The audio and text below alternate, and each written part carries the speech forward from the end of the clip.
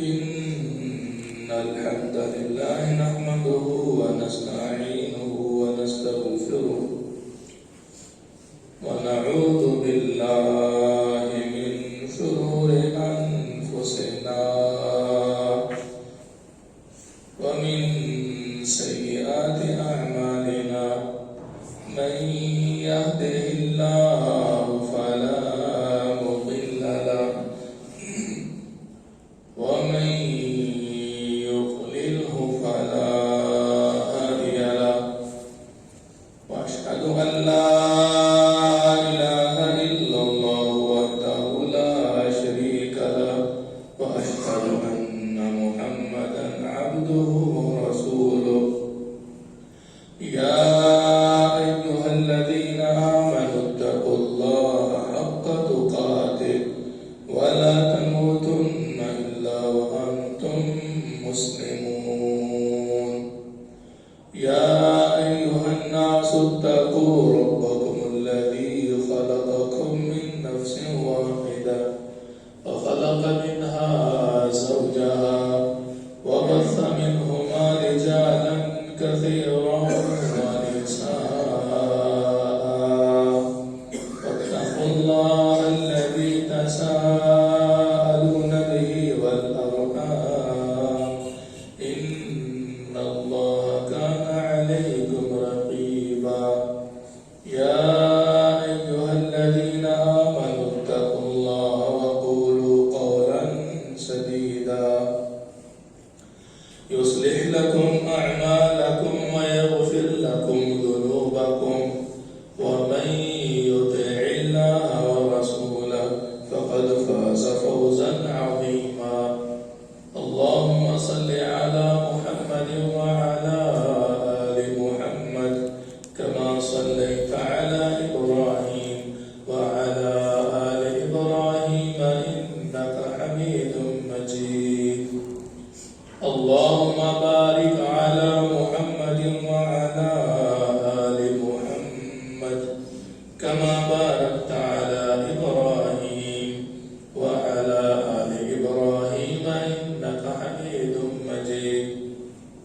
أما بعد فإن خير الحديث كتاب الله وخير الهدي هدي محمد صلى الله عليه وسلم وشر الأمور محدثاتها وكل محدثة بدعة وكل بدعة ضلالة وكل ضلالة في النار.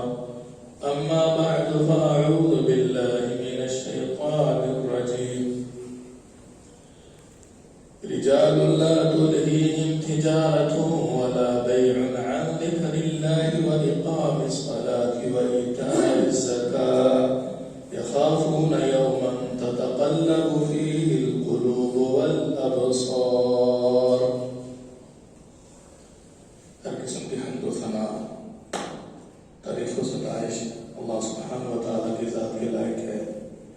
انگین درود و سلام جناب نبی آخر الزمان محمد رسول اللہ صلی اللہ علیہ وآلہ وسلم کی ذات گرامی کا. محترم بھائیوں، آج آپ کی خدمت میں خرید و فروخت کے آداب بیان کرنا چاہتا ہوں. کچھ اس کے احکام ہیں اور کچھ بیع و شراء کے آداب ہیں. احکام تو انشاءاللہ کہ کون کون سی وہ صورتیں ہیں جن کی وجہ سے انسان کا کاروبار خراب ہو جاتا ہے اور وہ حرام تک پہنچ جاتے ہیں، جس سے بچنا چاہیے. اور کچھ آداب ہیں جن کی طرف شریعت نے رہنمائی کی ہے اور ایک بزنس مین کو، ایک تاجر آدمی کو ان اوصاف سے متصف ہونا چاہیے. یقیناً جو شخص آداب شریعہ سے واقف ہوگا اور رسول معظم صلی اللہ علیہ وسلم نے جو ایک کاروباری آدمی کے لیے، سودا صرف بیچنے والے کے لیے اور خریدنے والے کے لیے جو آداب متعین فرمائے ہیں، ان کی رعایت کرنے ہی سے وہ اپنے کاروبار کو بڑھا بھی سکتا ہے اور اسی طرح شرعی قباحتوں سے بھی بچا سکتا ہے. اللہ رب العزت سے دعا ہے کہ اللہ سبحانہ و تعالی ہمیں ان قباحتوں سے، ان کمزوریوں سے اور کاروباری ان نقائص سے محفوظ فرمائے کہ جس کی وجہ سے انسان اللہ سے دور ہو جاتا ہے، جنت سے دور ہو جاتا ہے اور حقیقتاً وہ جو سودا کر رہا ہوتا ہے وہ نقصان کا سودا ہوتا ہے. بظاہر تو قسمیں کھا کر، غلط بیانی، دھوکے اور فریب سے مال تو کما لیتا ہے، لیکن وہ خیر و برکت سے خالی ہوتا ہے، اس کے نتائج برے ہوتے ہیں. اللہ رب العزت ہمیں اس قسم کی عادات و اطوار، اعمال اور شرعی جو قباحتیں ہیں ان سے محفوظ فرمائے. سب سے پہلی بات یہ ہے کہ جو انسان کاروباری ہے، تاجر آدمی ہے، بہت بڑا نہ صحیح اپنی چھوٹی سی دکان میں بھی بیٹھ کے وہ کام کرتا ہے تو اپنی حیثیت کے مطابق وہ تاجر ہے جو خود مختار ہو کر اپنا سودا صرف بیچتا ہے، مارکیٹ میں بیٹھتا ہے. اگر تو وہ شرعی حدود و قیود کو پامال نہیں کرتا، ان کا خیال رکھتا ہے، تو یقین کیجئے ایسے کاروباری، ایسے بزنس مین اور تاجر کی اللہ کے ہاں بڑی اہمیت ہے. وہ تاجر جو کہ سچ بولتا ہے اور امانت داری کا ثبوت دیتا ہے. رسول اکرم صلی اللہ علیہ وسلم کا فرمان عالی ہے، کل قیامت کے دن اس کا حشر نبیوں اور شہداء کے ساتھ ہوگا، صدیقین کے ساتھ ہوگا. التاجر الصدوق الامین مع النبیین والصدیقین والشہداء. اور ایک اہم بات جو اس کے لیے ضروری ہے وہ یہ کہ اپنے کاروباری مصروفیات کی وجہ سے اللہ رب العزت کے ذکر سے غافل نہ ہو.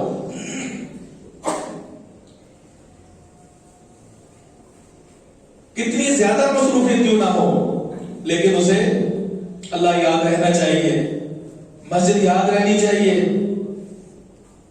بر وقت نماز پڑھے, بر وقت مسجد کے اندر اپنی حاضری کو یقینی بنائے.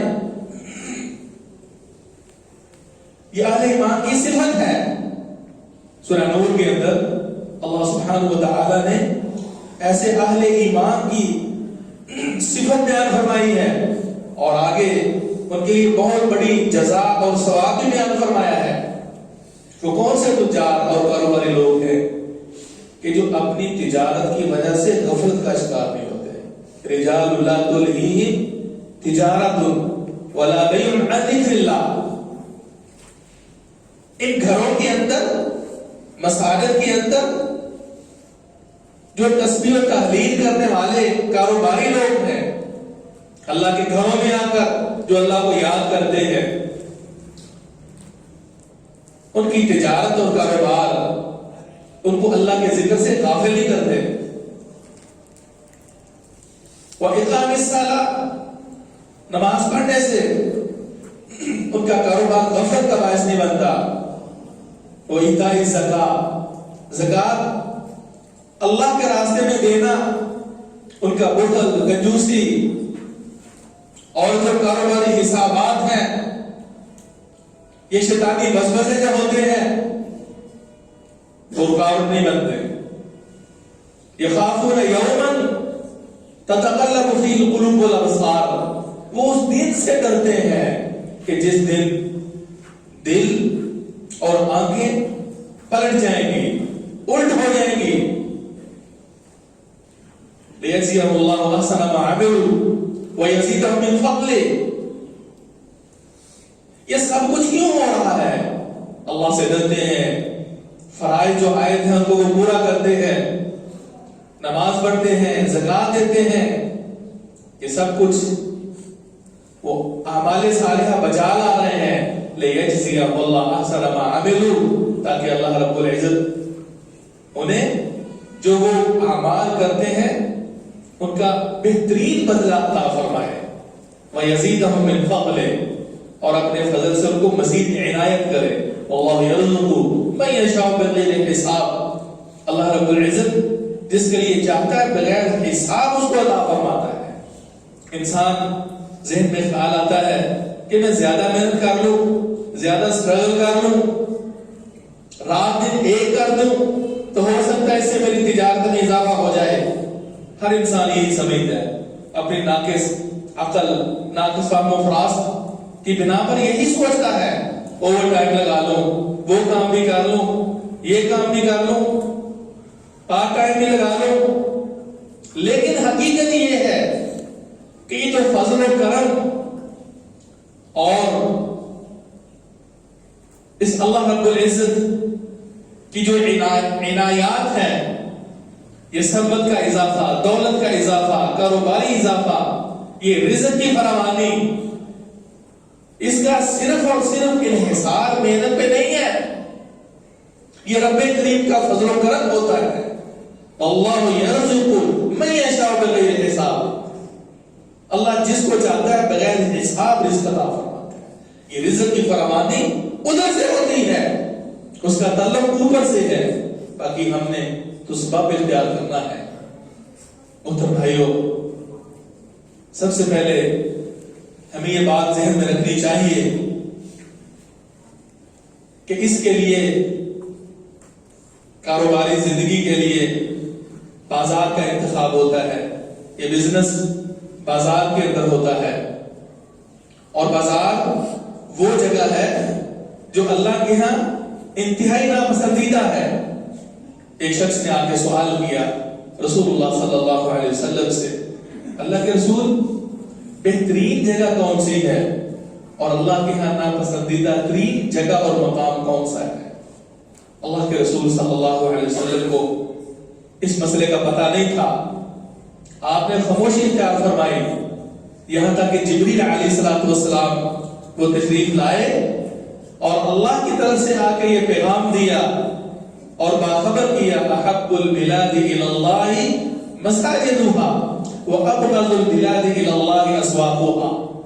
اس دھرتی پر بہترین جگہیں وہ اللہ کے گھر یعنی مساجد ہے، اور بری ترین جو جگہ ہیں اللہ کے ہاں ناپسندیدہ ترین جو جگہیں اور مقامات ہیں وہ بازار ہیں۔ معلوم ہوا بازار کوئی بلا ضرورت وقت گزارنے کی جگہ نہیں ہے، لیکن ضرورت کے تحت انسان کو جانا پڑتا ہے، ضروریات زندگی کی تکمیل کے لیے کبھی نہ کبھی اس کو اشیاء خورونوش لینی پڑتی ہیں، خریدنی پڑتی ہیں۔ یہ ایک سلسلہ ہے جو کہ منڈی میں اور بازار میں چلتا ہے، کیونکہ اللہ سبحانہ و تعالی نے احل اللہ البیع وحرم الربا، بیع و شراء کو، خرید و فروخت کو، کاروبار کو حلال اور سود کو حرام قرار دی ہے۔ تو لہذا کاروبار اور بزنس کے لیے ایک جگہ کی بھی ضرورت ہے۔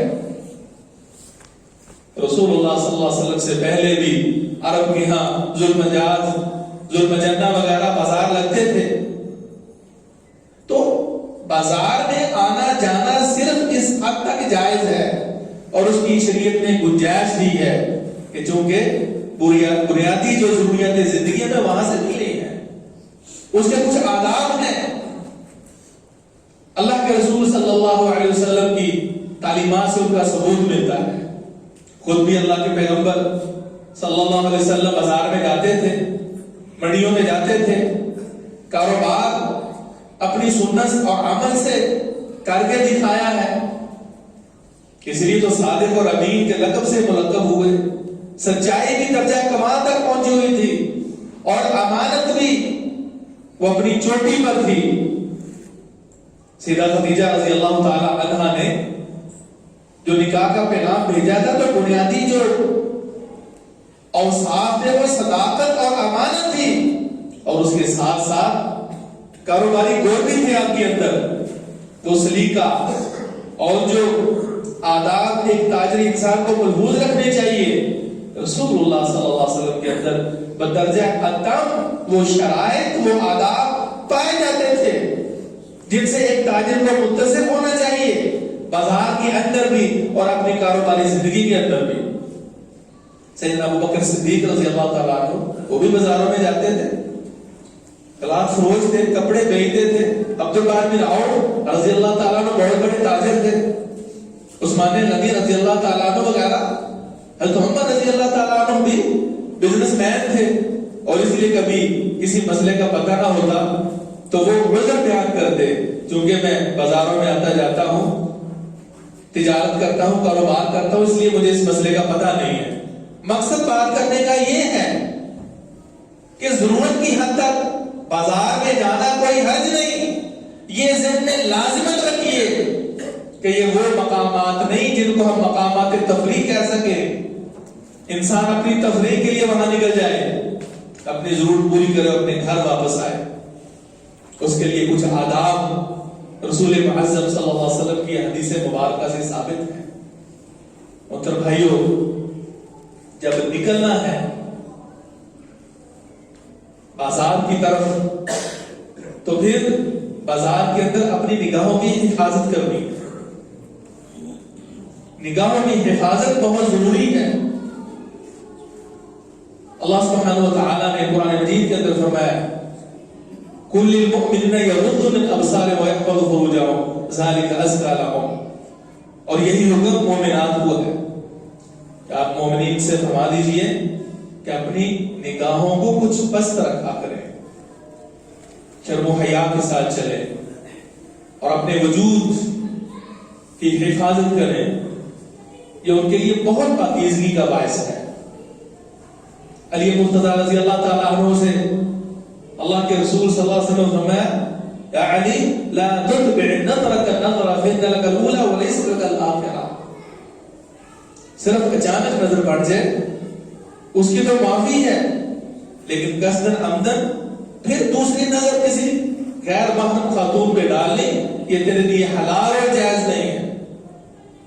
تو ایک یہ شرعی تقاضا ہے کہ تاجر بازار کی طرف آئے یا سودا سلو خریدنے والا عام انسان بازار میں جائے تو اپنی نگاہیں نیچی رکھے, شرم و حیا کے ساتھ بازار کے اندر جائے اور اسی آداب کو, اسی چیز کو ملحوظ رکھتے ہوئے وہ واپس آئے. محترم بھائیو, بازار کے اندر جب داخل ہونا ہے تو رسول اللہ صلی اللہ علیہ وسلم نے بڑی ہی پیاری ایک دعا سکھائی ہے. وہ دعا ہمیں یاد ہونی چاہیے, وہ دعا ہمیں یاد کرنی چاہیے, بہت بڑی فضیلت کی حامل ہے.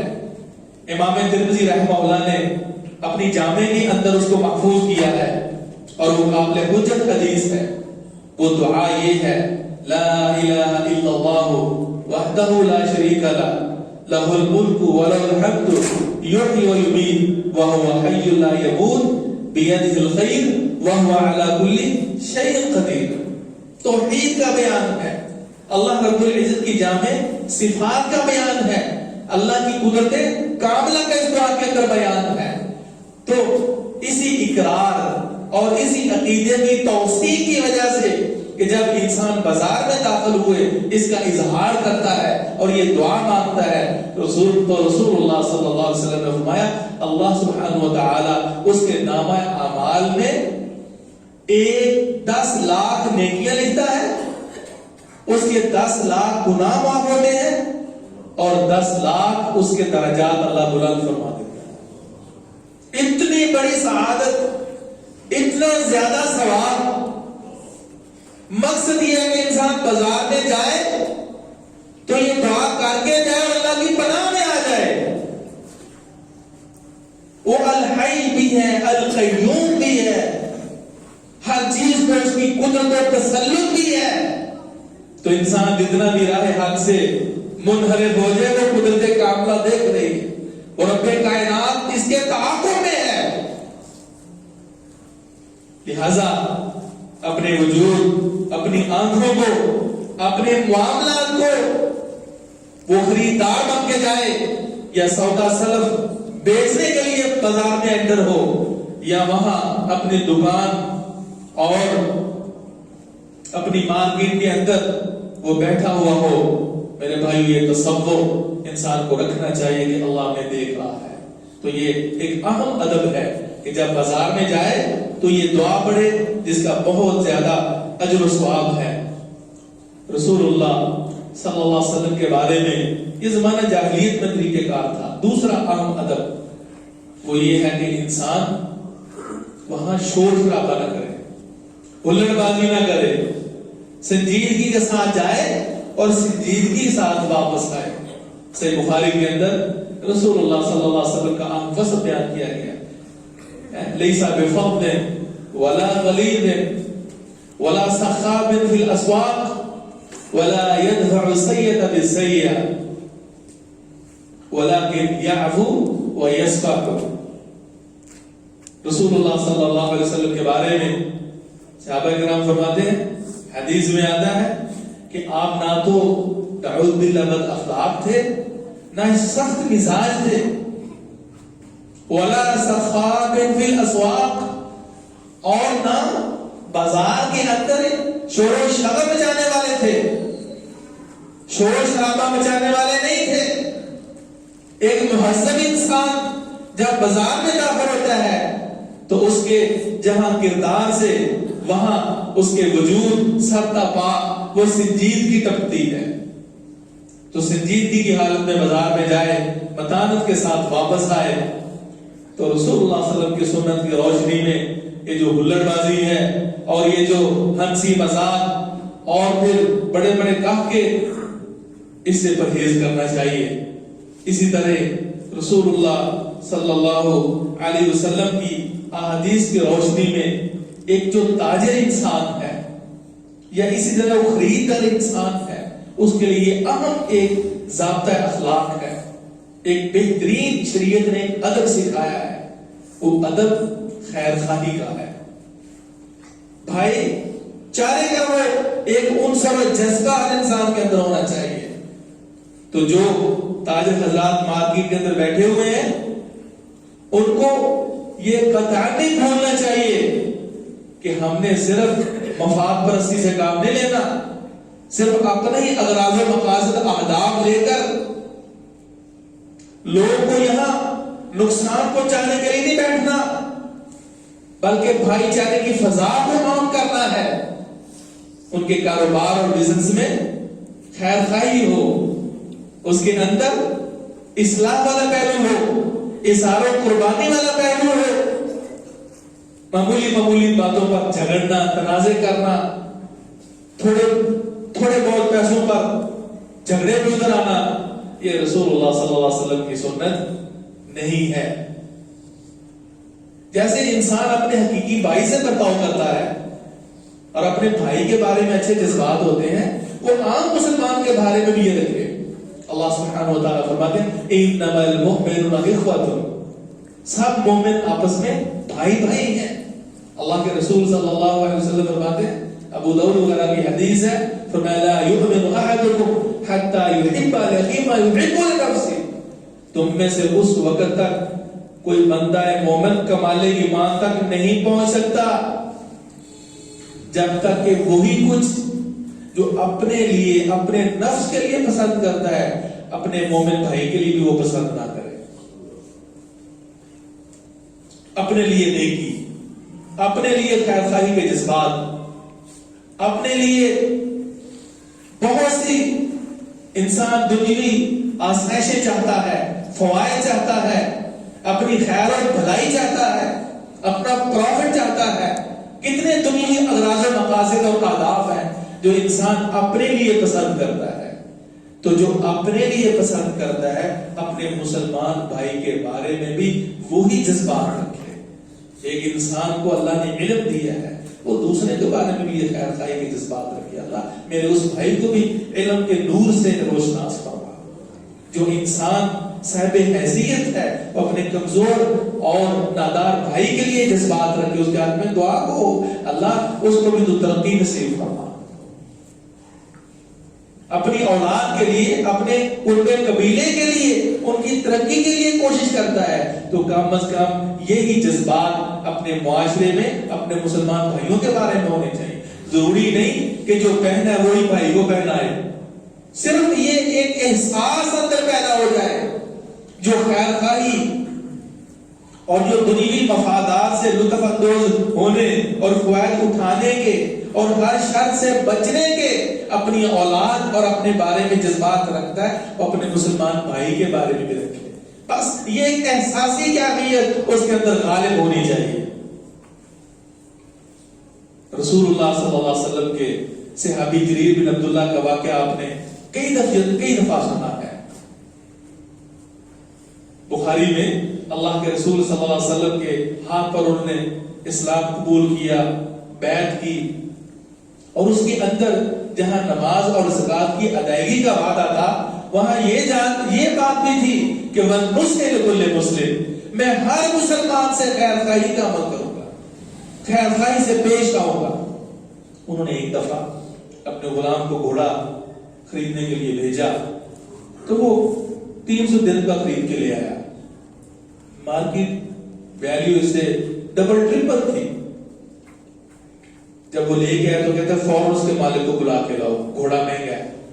حافظ ابن حجر رحمہ اللہ نے فتح الباری کے اندر امام طبرانی کے حوالے سے یہ ذکر فرمایا ہے کتاب الایمان میں. بلا کے لاؤ. پھر کہا بھی تیرا گھوڑا مہنگا ہے. اس نے کہا جی آپ کتنے دیتے ہیں؟ اس نے کہا 400 دے دیں، 500 دے دیں. وہ بڑھاتے گئے. اندازہ کیجئے مارکیٹ سے اگلے کی خوشنودی اور حساب اور بغیر کسی لوٹ کھسوٹ کے سستا سودا مل گیا ہے. لیکن خیر خواہی کے جذبات اپنے مسلمان کے دل میں یہ ہے کہ میں نے اللہ کے رسول صلی اللہ علیہ وسلم کے ہاتھ پہ بیعت کی ہے. یہاں تک کہ جب وہ 800 درہم پہ آیا نا تو کہتے ہیں یہ مارکیٹ ویلیو ہے تیرے سودے کی. وہ بڑا حیران ہوا کہ جی میں تو خوش تھا, آپ نے یہ اتنے زیادہ پیسے کیوں اوپر بڑھا دیے؟ تو کہتے ہیں اس لیے کہ میں نے رسول اللہ صلی اللہ علیہ وسلم کے ہاتھ پر یہ بیعت کی تھی, آپ سے وعدہ کیا تھا کہ اللہ کے رسول ہر مسلمان کے ساتھ پرخلوص ہو کر بھرپور خیر خواہی کے ساتھ پیش آؤں گا, اور پھر اللہ کمی نہیں دیتا.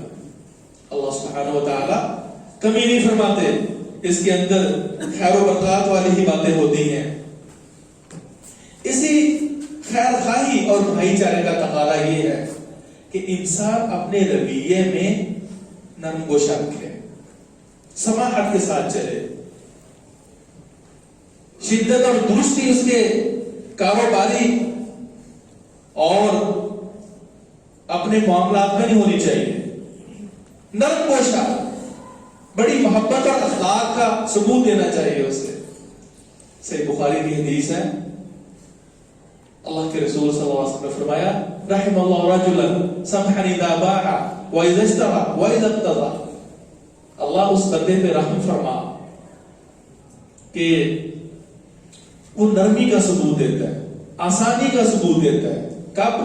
جب وہ سودا بیچتا ہے, یا وہ سودا خریدتا ہے, یا پھر کسی کو ادھار سودا دی ہے, قرض دیے ہیں اور اسے وصول کرنا ہے, اس موقع پر بھی وہ بڑی خوش اسلوبی کا ثبوت دیتا ہے, اخلاق کا ثبوت دیتا ہے, نرمی اور سماحت سے کام لیتا ہے. ہو سکتا ہے گلا کبھی مجبور بھی ہو, تو ایسا انسان جو بڑے ہی حسن معاملہ کے ساتھ چلتا ہے, اللہ ایسے بندے پہ رحمت فرما.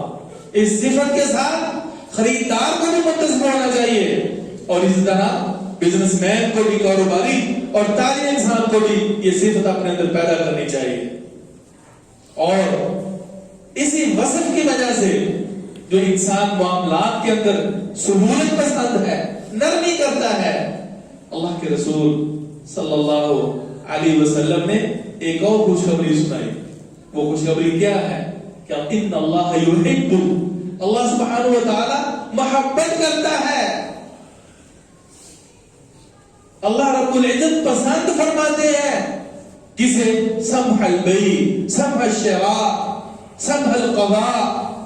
جو انسان سودا بیچتے وقت حسن معاملہ سے کام لے, نرمی سے کام لے, خوش اخلاقی سے پیش آئے, تھوڑا بہت اگر فرق ہو تو اس کو برداشت کر لے, خریدتے وقت بھی بیچتے وقت بھی.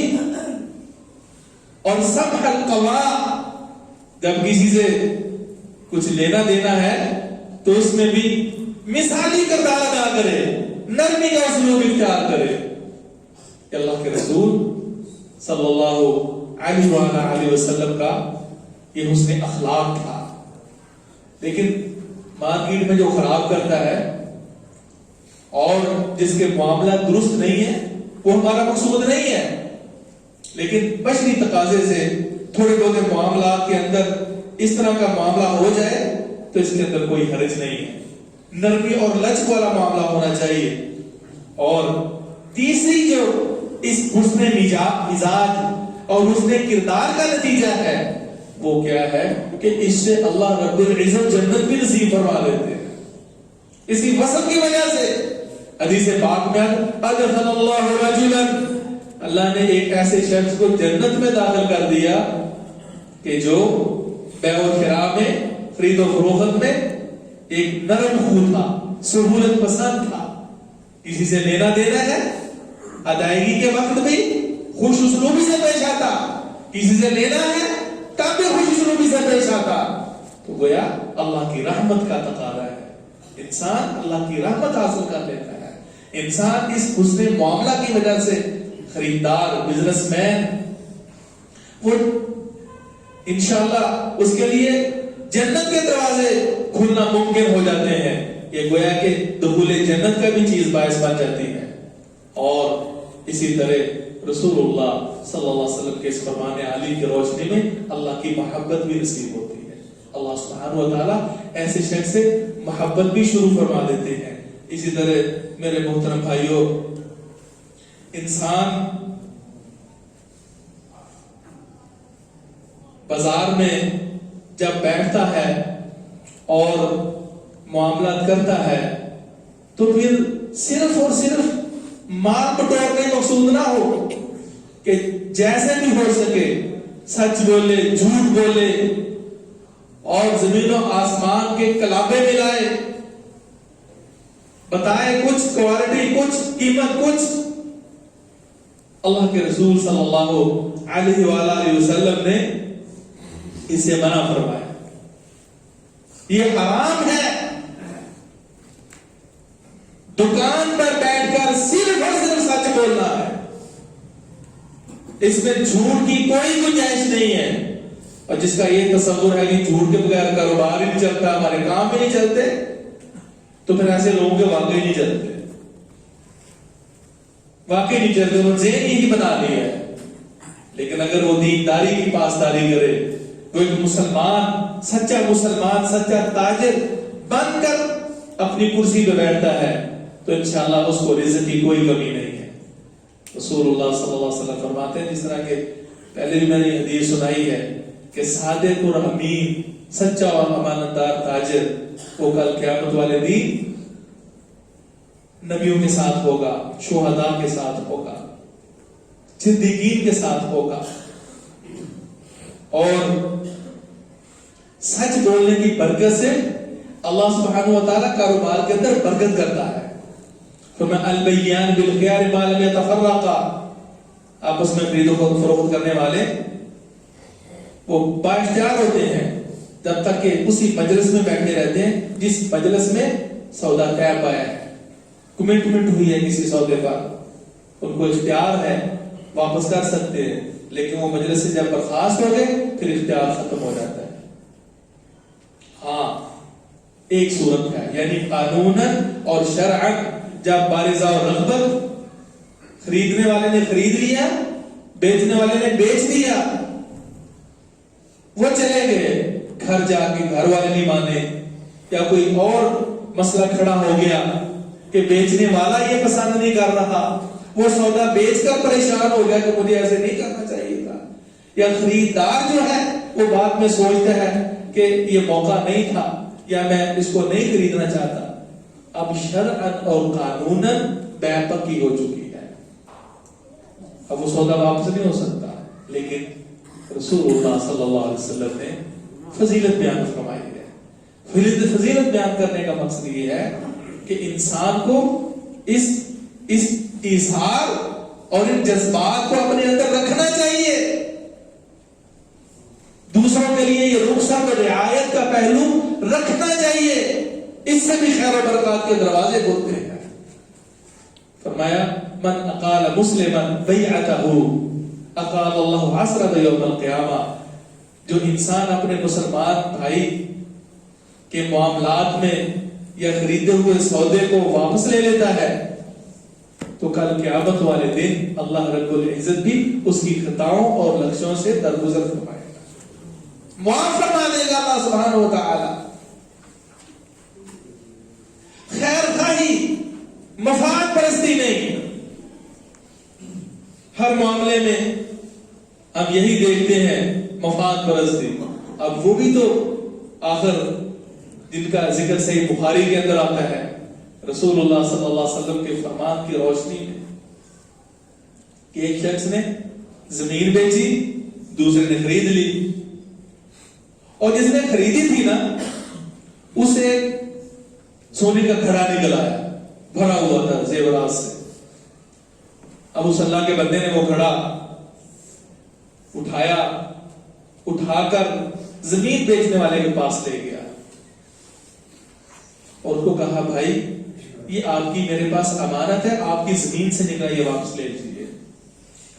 وہ کہتا بھائی میں نے آپ کو زمین بیچی تھی اور جو کچھ زمین کے اندر ہے سب آپ کا ہے۔ وہ کہتا نہیں۔ اب اسی بات پہ وہ کہتا ہے میرا حق نہیں ہے، وہ کہتا ہے میرا حق نہیں ہے۔ خریدار واپس کرنے پہ زور دے رہا ہے اور جو بیچنے والا ہے وہ کہتا ہے میں نے زمین بھی بیچی تھی اور زمین کا زیادہ جو کچھ ان کے اندر ہے وہ سب تیرا ہے، تو اس کا مالک ہے۔ کبھی ہمارے ہاں بھی اس قسم کے جھگڑے ہوئے ہیں کہیں کوئی عدالت کے اندر ایسا مقدمہ بھی کیا ہے کہ بھائی یہ چیز بیچی تھی لیکن اس کے اندر سے یہ نکل آیا ہے, میرا یہ حق نہیں ہے, اور وہ گئے بھائی میں نے سب کچھ ہی تیرے لیے یہ بیچ دیا ہے. لگتا ہے کہ ہمارے اس دور میں ایسی مثال نہیں ملتی ہوگی. اب وہ اسی بات پر تنازع کرتے ہوئے عدالت کے اندر قاضی کے پاس پہنچ جاتے ہیں. وہ کہتے جھگڑا کیا ہے؟ کہتے ہیں جناب میں نے اسے زمین خریدی, ہال چلایا, اس میں سے سونے سے بھرا ہوا گھڑا نکل آیا, میں نے گھڑے کی قیمت نہیں دی, یہ واپس نہیں لے رہا. ابھی تم کیا کہتے ہو؟ وہ کہتے ہیں جناب زمین بیچی تو زمین کا سب کچھ میں نے بیچ دیا ہے, میں اپنی زبان سے کیوں منحرف ہوں, میں نے اللہ کے ہاں پیش ہونا ہے. مقصد یہی تھا, میں واپس نہیں لوں گا, میرا حق نہیں ہے, یہ حق اسی کا ہے. مقصد یہ کہ زمین تو میرے پاس بھی عرصہ تک رہی ہے, یہ نہیں نکلا, یہ اس کا مقدر تھا, قسمت ہی اسی کا حق ہے. وہ قبول نہیں کر رہا, وہ واپس نہیں لے رہا. اس نے غور و فکر کے بعد کہا اچھا یہ بتاؤ بھئی تیرا بیٹا ہے, اولاد ہے؟ جی میرا بیٹا ہے. ہاں تم سناؤ بیٹی ہے تیری؟ جی میری بیٹی ہے. تو کہتا پھر اگر بالغ ہے تو دونوں کا آپس میں نکاح کر دو اور یہ جو زیورات ہیں وہ ان کو دے دو. اللہ کرے وہ وقت آئے کہ جب حقوق کی ادائیگی میں, حق کی ادائیگی میں یہ مقدمے عدالتوں میں جائیں, پھر دیکھیں اس معاشرے میں خیر و برکات کا کیا لیول ہوتا ہے. یہ خیر و برکات کہاں تک پہنچتی ہے. رسول اللہ صلی اللہ علیہ وسلم کے جو صحابی ہے ایسے 800 300 کے بجائے 800 درہم نہیں دے دیے. ایک ہدف ہوتا ہے, ایک پیچھے ویژن ہوتا ہے, کوئی نہ کوئی انسان کی منزل ہوتی ہے جس منزل کے حصول کے لیے سب کچھ وہ قربان کرتا ہے. کوئی ہمارا ہدف بھی ہے, کوئی ہم بھی اللہ سے لینا چاہتے ہیں, یا پھر صرف دنیا کو سمیٹ کر سچ اور جھوٹ بول کر دوسروں کے مالوں پہ قبضہ جما کر اس کو ہتھیا لے. اللہ کے رسول صلی اللہ علیہ وسلم فرماتے ہیں فَإِن صَدَقَا, حدیث کا اگلا ٹکڑا, فَإِن صَدَقَا وَبَيَّنَا بُورِكَ لَهُمَا فِي بَيْعِهِمَا. اگر آپس میں جو ایک شریک ہے نا, پارٹنر ہیں, تو ایک دوسرے سے خیر خواہ ہوتے ہیں. دو تاجر, دونوں کا آپس میں شراکت داری ہے, پارٹنرشپ ہے, بڑا سچا ستھرا معاہدہ کرتے ہیں, اور جو بھی پیچیدگیاں معاملات ہوتے ہیں بیچتے وقت سچی کھری بات کہتے ہیں. تو میں اگر دونوں ہو سچ بولتے ہیں اور معاملات کو واضح رکھتے ہیں, اللہ سبحانہ و تعالیٰ ان کی اس تجارت اور کاروبار میں برکت ہی فرماتا ہے. بُورِكَ لَهُمَا فِي بَيْعِهِمَا. لیکن اگر وَإِن كَذَبَا وَكَذَبَا, اگر وہ دونوں جھوٹ بولتے ہیں اور حقائق بیان نہیں کرتے, ایک تاجر سودا بیچتا ہے, پتہ ہے اس میں یہ فالٹ ہے, یہ خرابی ہے, وہ نہیں بتاتا, آگے بیچ دیتا ہے. مُحِقَتْ بَرَكَتُ بَيْعِهِمَا.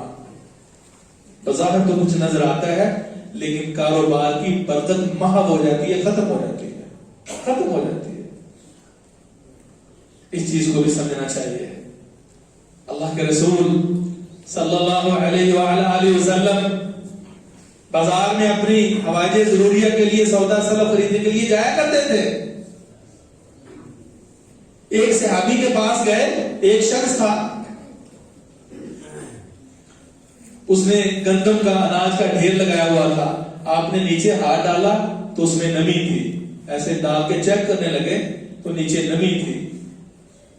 آپ نے فرمایا ما ھذا یا صاحب الطعام, او بھئی غلہ فروش یہ کیا, افلا جعلتہ فوق الطعام کہ یراہ الناس. اس نے کہا اللہ کے رسول اصابت السماء, بارش ہوئی تھی, بھیگ گئی تھی, میں نے گیلی نیچے اور سوکھی اوپر کر دی. فرمایا افلا جعلتہ فوق الطعام کہ یراہ الناس, تو نے اس کو اوپر کیوں نہیں کیا تاکہ سارے لوگ دیکھتے. بات ہے قسمت اور مقدر کی. بارش ہو گئی, گندم گیلا ہو گیا, اناج گیلی ہو گئی, لوگ چیک کریں اور کسی کو قبول ہے تو خرید لیں. من غشنا فلیس منا, جس نے ہم سے یعنی ہمارے مسلم معاشرے کے ہم مسلمانوں یا کسی بھی فرد کے ساتھ دھوکہ کیا, اس کا ہمارے ساتھ میں محمد کے ساتھ کوئی تعلق نہیں ہے, کوئی تعلق نہیں ہے اس کا. کبیرہ گناہ ہے یہ. کاروبار میں جھوٹ بولنا, جھوٹ بول کر جو کوالٹی بتائی جا رہی ہے, جو کمپنی بتائی جا رہی ہے, لیبل بتا رہا ہے, کسی اور کا لیبل لگا لیا. کوئی ہے کھری چیز ہے میرے بھائیوں ہمارے معاشرے کے اندر؟ اب تو ہمیں بھی لگتا ہے کہ ہم بھی ناخالص ہی ہیں, غیر خالص 2 نمبر چیزیں کھا کے دل و دماغ بھی 2 نمبر ہو گئے ہیں. حلال اجزاء کا وجود پہ اثر ہوتا ہے اور حرام اجزاء کا بھی وجود پہ لازماً اثر ہوتا ہے. اس رگ و ریشے اور چلتے ہوئے خون پہ اس کا اثر ہوتا ہے. خدا را اس سے بچ جائیے. اس حرام کا, اس جھوٹ کا اثر صرف میری اور آپ کی ذات تک نہیں ہوگا, یہ اثرات آگے سے آگے نسلوں تک منتقل ہو جاتے ہیں. اس لیے سودا سلم غلط کوالٹی بتا کے 2 نمبری کے ساتھ وہ نہ بیچیے. سچا کھرا سودا جو کوالٹی ہے وہی بتائیے. کئی ایسے کہتے ہیں بھائی دیکھیں اگر اس سے ہم نے مزید کم کر لیے تو ہمیں تو 5 روپے بھی نہیں بچتے, 10 روپے بھی نہیں بچتے. سبزی فروش یہ کہے, کریانہ اسٹور والا یہ کہے, یا کوئی اور تاجر کہے, خدا را جھوٹ نہ بولو, سیدھی بات کرو کہ مجھے اتنے کا قبول نہیں ہے. ہیر پھیر کر, جھوٹ بول کر اتنے مجھے نہیں بچتے تو تجھے آدھو آدھ بچتے ہوں, اس سے زیادہ بچتے ہوں, اس سے زیادہ بچا لو. خیر خائی کے ساتھ ہاتھ میں وہ کہتے ہیں نا, ہاتھ میں چھری, بغل میں چھری, منہ میں رام رام, یہ ہمارا برتاؤ ہوتا ہے. اللہ ہمیں اس سلوک سے محفوظ فرمائے. صحیح مسلم کی حدیث ہے.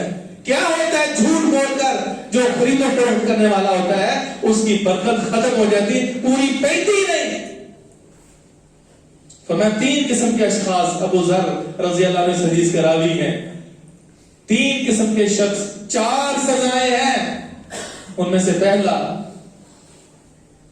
4 سزائیں کیا ہیں؟ فرمایا ثلاثۃ لا یکلمہم اللہ, 3 قسم کے افراد اللہ رب العزت ان سے کلام نہیں فرمائے گا یوم القیامہ, قیامت والے دن.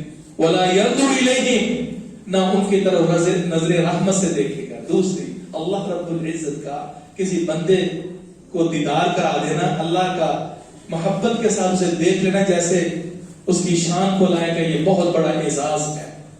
اللہ دیکھے گا بھی نہیں. ولا یزکیہم, اور اللہ گناہوں سے پاک بھی نہیں فرمائے گا. وَلَهُمْ عَذَابٌ عَلِيمٌ, اور ایسے 3 اشخاص کے لیے انتہائی دردناک, اذیتناک عذاب ہوگا. پہلا وہ انسان المسبل ازارہ, وہ مرد جو ہمیشہ اپنی پینٹ شلوار لباس ٹخنوں سے نیچے رکھتا ہے. چوگا ہو, شلوار ہو, پینٹ ہو, یہ کوئی جوڑ نہیں ہے, حرام ہے, یہ گناہ کبیرہ ہے, یہ جائز نہیں ہے مرد کے لیے, نماز میں ہو یا غیر نماز میں ہو. اور دوسرا والمنان فیما اعطى, کوئی انسان جو کسی پر نیکی کر کے کچھ دے کر احسان جتائے. تیسرا وہ انسان جو جھوٹی قسمیں اٹھا اٹھا کر سودا بیچتا ہے. المنفق سلعۃ بالحلف الكاذب. اللہ رب العزت دعا ہے کہ اللہ ہمارے کاروبار, ہمارے بزنس کو صاف ستھرا بنائے. ہم خیر خواہی والے جذبات رکھ کے مارکیٹ میں بیٹھے ہیں. ہم نہ کسی کو دھوکہ دیں, نہ فریب دیں, نہ جھوٹی قسمیں کھا کر کو سودا بیچے, نہ کسی خالص چیز کو نہ خالص بنائے. دودھ دیکھیں وہ نہ خالص, نمک دیکھیں وہ نہ خالص, مرچیں دیکھیں وہ نہ خالص, چینی دیکھیں وہ کچھ ہی تو بتائیں, آٹا لے لیں وہ نہ خالص. کوئی چیز ہے خالص الا ماشاء اللہ. تو جب ہر طرف ہی نہ خالص پیورٹی ہے ہی نہیں تو یہ پھر کیسے ممکن ہے کہ ہم خالص بن جائیں؟ اسی حرام دو نمبری دھوکہ دہی کا نتیجہ ہوگا کہ ہم ہی نہیں ہماری اولاد کے اندر بھی حرام کے یہ عناصر پائے جائیں گے اور وہ بھی 2 نمبر ہوں گے، ان کے اندر بھی کوئی پیورٹی اور خلوص نہیں ہوگا۔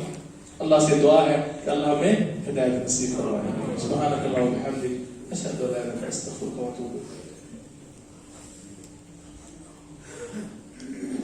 ان الحمد لله نحمده ونستعينه ونستغفره واشهد ان لا اله الا الله وحده لا شريك له واشهد ان محمدا عبده ورسوله، اما بعد۔ کچھ باتیں آپ کی خدمت میں رکھیں، ٹائم بھی ہو چکا ہے اور انشاءاللہ آئندہ اللہ نے توفیق دی تو مزید کچھ باتیں ہیں وہ آپ کی خدمت میں حلال و حرام کے حوالے سے، اور وہ کیا کیا قباحتیں ہیں جو کہ ہمارے کاروبار کو، ہمارے بزنس کو حرام کی طرف لے جاتے ہیں، قابل غور ہے۔ ایک مسلمان بن کر مارکیٹ اور بازار کے اندر بیٹھیں گے تو انشاءاللہ اس کے اثرات بھی ہوں گے۔ ایسے بھی تاریخ میں گزرے ہیں کہ حسن معاملہ کی وجہ سے اللہ نے بڑے غیر مسلم اور کافروں کو ہدایت نصیب فرما دی۔ اب ہم اپنی شخصیت کھو چکے ہیں۔ اگر یہ پوچھیں نا، یہ بتائیں کہ اس وقت بہت بڑا چیلنج ہمارے لیے کیا ہے، ہم نے بہت بڑا نقصان کیا اٹھایا ہے، وہ یہ ہے کہ ہم عالمی سطح پر اپنا جو حقیقی تشخص تھا مسلمانوں کا وہ کھو بیٹھے، اپنے آپ کو بدنام کر چکے ہیں۔ اس کو بحال کرنے کی ضرورت ہے۔ اللهم ربنا آتنا في الدنيا حسنة وفي الآخرة حسنة وقنا عذاب النار۔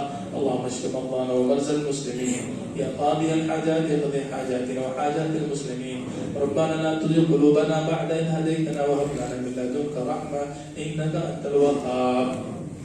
ربنا آتنا في الدنيا حسنة وفي الآخرة حسنة وقنا عذاب النار۔